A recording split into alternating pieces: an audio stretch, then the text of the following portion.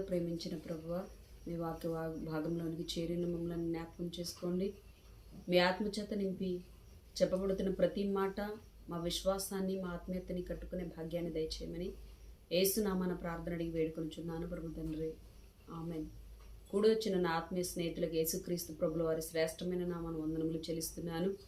ఇంతటి మహాభాగ్యాన్ని ఇచ్చిన కన్న తండ్రైన దేవునికి క్రీస్తు ప్రభుల వారి ద్వారా యుగయుగాలు మహిమా ఘనత ప్రభావాలు చెల్లించాలని కోరుకుంటూ వాక్య భాగంలోనికి వెళదాం. ఇవాళ వాక్య భాగం మనం చూసుకున్నట్లయితే బైబిల్లో ఉన్న క్రైస్తవ స్త్రీకి ఉండవలసిన లక్షణాల గురించి దేవుడు మనతో ఏం మాట్లాడుతున్నాడో, ఒక స్త్రీని దేవుడు కుటుంబంలో ఎందుకు జన్మింప చేశాడో, ఎందుకు స్త్రీ నిర్మాణం జరిగిందో సృష్టిలో అన్న వాక్యాన్ని మనం చూసినట్లయితే, ఒక కుటుంబంలో పురుషుడి పాత్ర ఎంత ముఖ్యమైనదో స్త్రీ పాత్ర కూడా అంతే ముఖ్యంగా దేవుడు స్త్రీ పురుషులు ఇద్దరిని సృష్టించినట్లుగా మనం వాక్యాల్లో చూస్తున్నాము.